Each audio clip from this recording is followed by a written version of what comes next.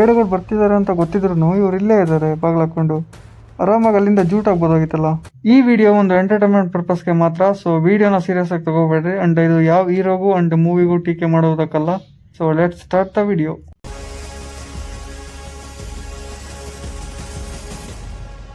ಈ ಸೀನಲ್ಲಿ ಆ ಹುಡುಗನ ವಾಯ್ಸ್ ಕೇಳಿಸ್ಕೊಳ್ರಿ.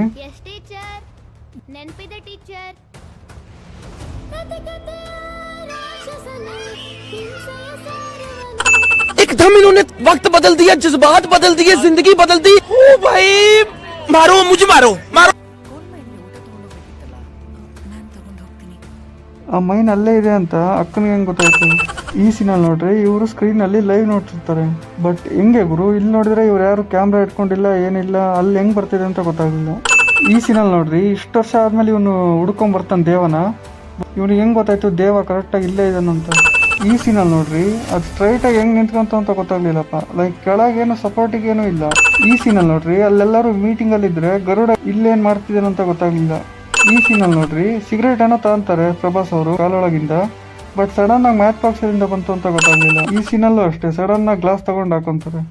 ಈ ಸೀನಲ್ಲಿ ನೋಡ್ರಿ ರೋಡ್ ಎಲ್ಲ ಖಾಲಿ ಇದೆ. ಅಂದ್ರೆ ಅವಾಗಲೇ ಹೊಡೆದಿದ್ದು ರೌಡಿಗಳೆಲ್ಲ ಎಲ್ಲೋದ್ರು ಅಂತ. ಈ ಸೀನಲ್ಲಿ ನೋಡ್ರಿ ಆಗ್ಲೇ ಗ್ಲಾಸ್ ಮಾಯ ಆಗಿದೆ. ಸೊ ಇವತ್ತಿನ ವಿಡಿಯೋ ಇಷ್ಟೇ. ವಿಡಿಯೋ ಇಷ್ಟ ಆಗಿದ್ರೆ ವಿಡಿಯೋನ ಲೈಕ್ ಮಾಡ್ಕೊಳ್ಳಿ, ಶೇರ್ ಮಾಡಿ, ಸಬ್ಸ್ಕ್ರೈಬ್ ಆಗಿ.